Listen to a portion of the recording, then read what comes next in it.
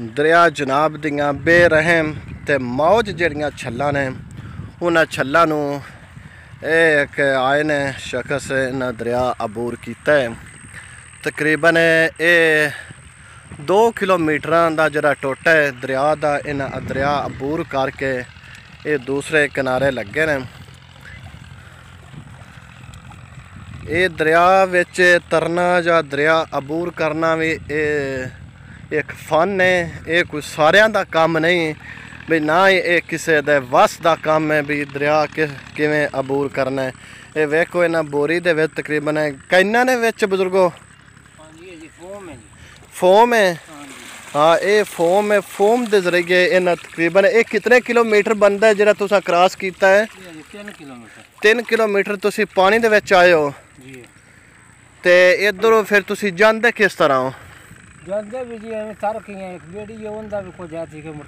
नहीं इदो चलो आउन तो उदो सौखा है, लेकिन उदो जान वास्ते पानी का क्यों आंजदा किवें फिर जांदे हो? हां जी पानी इत्थे आन लगी दा सीधे आंज टुर जांदे हो ते उदे तुहाडा माल मवेशी है? हां जी मवेशी ने जी नहांदे उदे माल मवेशी है जिन्हें वास्ते सुबह जाते हैं शाम को फिर इस तरह दरिया अबूर करके ये आ फोम है। इन्हों का कोई अपना जिसनों असी अपनी मिसाल चाहते भी जट जफ्फा इन्हें लाया है।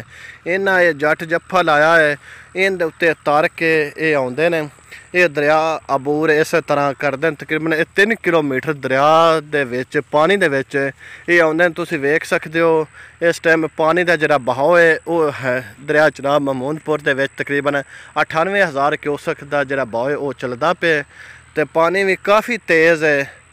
तो लेकिन जिहड़ा साडे वर्गे दा ये वस दा काम नहीं इनका अबूर करना। तो ये तुसीं वेखदे पे हो ते दरिया जनाब का जिहड़ा ज़मीनी कटाव है वो भी उस बड़ा अपना जरा अमल वो जारी किया है। ज़मीन भी उस काफ़ी इस हुण फिर कटाई की है।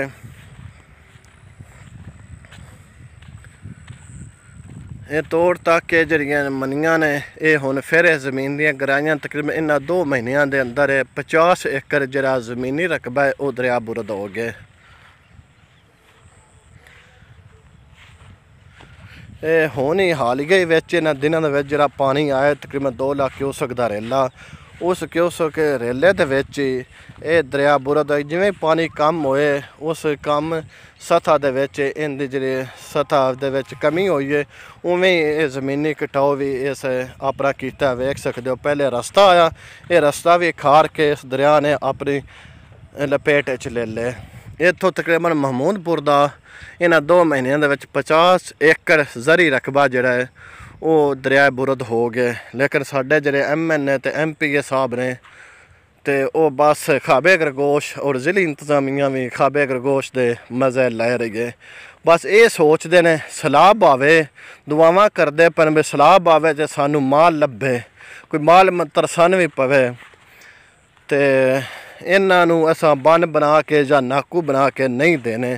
ये आंदे में सानू माल लभे किसी तरीके।